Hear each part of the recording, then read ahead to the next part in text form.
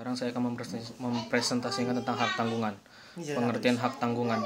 Hak tanggungan adalah hak jaminan yang dibebankan pada hak atas tanah. Berikut atau tidak berikut benda-benda yang lain merupakan satu kesatuan dengan tanah itu untuk pelunasan utang tertentu yang memberikan kedudukan yang diutamakan terhadap kreditur-kreditur lain. Dasar hukum hak tanggungan. Undang-Undang Nomor 4 Tahun 1996 tentang hak tanggungan atas tanah beserta benda-benda yang berkaitan dengan tanah.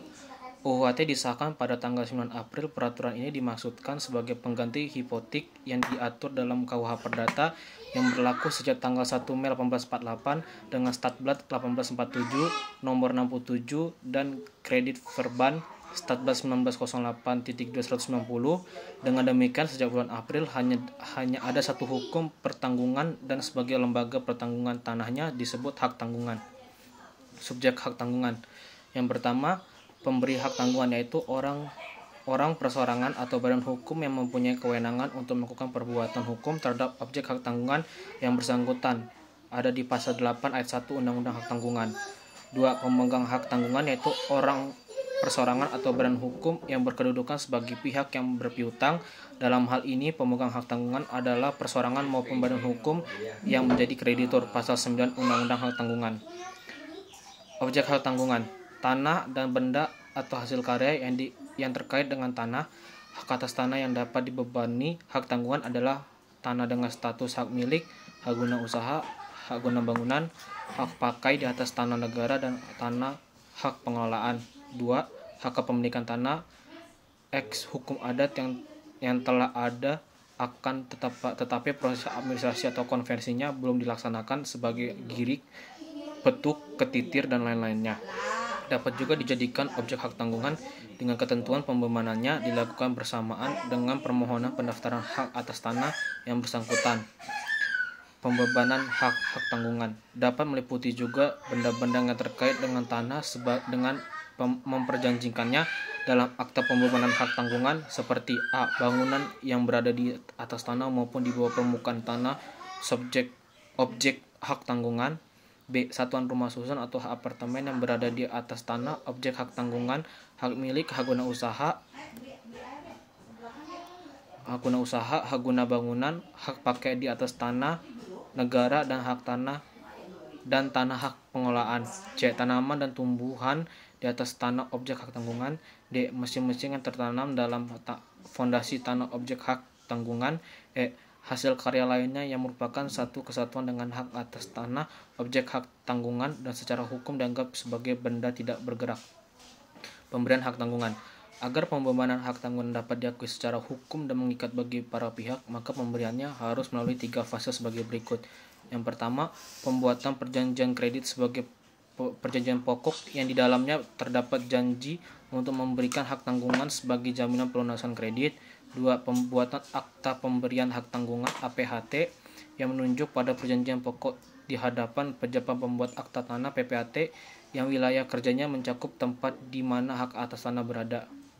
3. Pendaftaran APHT ke kantor pertanahan. Pendaftaran merupakan syarat mutlak akhirnya hak tanggungan dan mengikatnya hak tanggungan terhadap pihak ketiga. Sebagai bukti pendaftaran hak tanggungan diterbitkan sertifikat hak tanggungan SHT oleh kantor pertanahan di mana sertifikat tersebut memuat ira-ira demi ketuhanan yang Maha Esa sehingga mempunyai kekuatan eksekutorial sebagaimana putusan pengadilan. Surat kuasa memasang hak tanggungan SKMHT. Pada dasarnya, pembebanan hak tanggungan wajib dilakukan sendiri oleh pemberian hak tanggungan hanya apabila benar-benar diperlakukan, yaitu dalam hal pemberian hak tanggungan tidak dapat hadir di hadapan PPAT, diperkenankan menggunakan surat kuasa memasang hak tanggungan SKMHT. Dalam hal pemberian hak tanggungan dilakukan melalui SKMHT, maka kuasa yang diberikan tersebut tidak dapat ditarik kembali dan tidak dapat berakhir oleh sebab apapun kecuali kuasa tersebut telah dijalankan atau telah habis jangka waktunya. Jangka waktu SKMHT. Mengenai jangka waktu SKMHT, Undang-Undang Hak Tanggungan Atas Tanah membedakannya berdasarkan status hak atas tanah yang akan dibebani hak tanggungan dan jenis kredit yang diberikan, yaitu sebagai berikut. SKMHT untuk objek hak tanggungan berupa hak atas tanah yang sudah terdaftar. hak milik, hak guna bangunan, hak guna usaha, hak pakai. Jangka waktunya ditetapkan 1 bulan setelah diberikan. SKMHT untuk hak atas tanah yang belum terdaftar, jangka waktunya ditetapkan 3 bulan setelah diberikan. Contohnya tanah adat atau konversi hak lama. D. SKMHT untuk kredit tertentu. Peraturan Menteri Negara Agraria Nomor 4 Tahun 1996, yaitu kredit usaha kecil, kredit kepada KUAD, KUT, koperasi primer, kredit pemilikan rumah atau rumah susun sederhana, dan kredit produktif dengan plafon tidak melebihi 50 juta. Jangka waktunya telah ditetapkan sampai saat berakhirnya masa berlakunya perjanjian pokok yang bersangkutan. Yang dimaksud masa berlaku perjanjian pokok tersebut adalah jangka waktu perjanjian kredit, sehingga misalnya perjanjian kredit berjangka 1 tahun, maka SKMHT untuk kredit tersebut berlaku untuk jangka waktu 1 tahun. Tujuan Undang-Undang Hak Tanggungan: memberikan landasan untuk dapat berlakunya lembaga hak tanggungan yang kuat, yang di dalamnya antara lain menegaskan atau meluruskan persepsi yang kurang tepat di waktu lalu. Tujuan yang lainnya adalah memberikan jaminan kepastian hukum bagi kreditur maupun debitur. Pembebanan hak tanggungan berdasarkan pasal 5 Undang-Undang Hak Tanggungan. Suatu objek hak tanggungan dapat dibebani dengan lebih dari satu hak tanggungan guna menjamin pelunasan lebih dari satu utang. Apabila suatu objek hak tanggungan dibebani dengan lebih dari satu hak tanggungan, peringkat masing-masing hak tanggungan ditentukan menurut tanggal pendaftarannya pada kantor pertanahan. Peningkat hak tanggungan yang didaftar pada tanggal yang sama ditentukan menurut tanggal pembuatan akta pemberian hak tanggungan yang bersangkutan. Pemberian hak tanggungan pasal 10 Undang-Undang Hak Tanggungan. Pemberian hak tanggungan didahului dengan janji untuk memberikan hak tanggungan sebagai jaminan pelunasan utang tertentu yang dituangkan dalam dan merupakan bagian tak terpisahkan dari perjanjian hutang piutang yang bersangkutan atau perjanjian lainnya yang menimbulkan hutang tersebut. 2. Pemberian hak tanggungan dilakukan dengan pembuatan APHT atau PPAT sesuai dengan peraturan perundang-undangan yang berlaku. Apabila objek hak tanggungan berupa hak atas tanah yang berasal dari konversi hak lama yang telah memenuhi syarat untuk didaftarkan akan tetapi pendaftarannya belum dilakukan, pemberian hak tanggungan harus dilakukan bersamaan dengan permohonan pendaftaran hak atas tanah yang bersangkutan. Pendaftaran tanah adalah serangkaian kegiatan yang dilakukan oleh pemerintah secara terus-menerus, berkesinambungan dan teratur, meliputi pengumpulan, pengolahan, pembukuan, dan penyajian serta pemeliharaan data fisik dan data yuridis dalam bentuk peta dan daftar mengenai bidang-bidang tanah dan satuan-satuan rumah susun, termasuk pemberian syarat tanda bukti haknya bagi bidang-bidang tanah yang sudah ada haknya dan hak milik atas satuan rumah susun serta hak-hak tertentu yang dibebani ada di PP nomor 24 tahun 1997.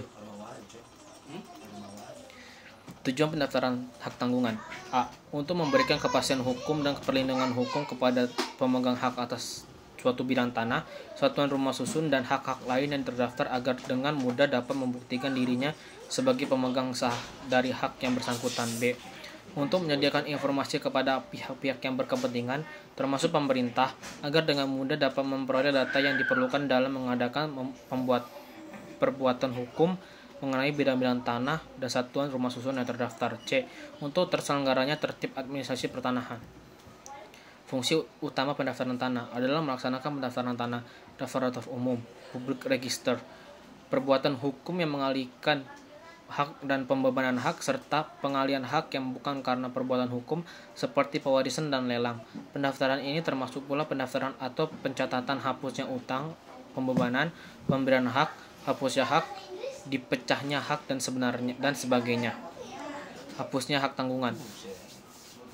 Hapus atau lunasnya hutang yang dijamin dengan hak tanggungan sesuai dengan sifat aksesorir dan hak tanggungan, maka adanya hak tanggungan tergantung dari adanya hutang yang dijamin, dalam hal ini perjanjian kredit atau perjanjian pokoknya.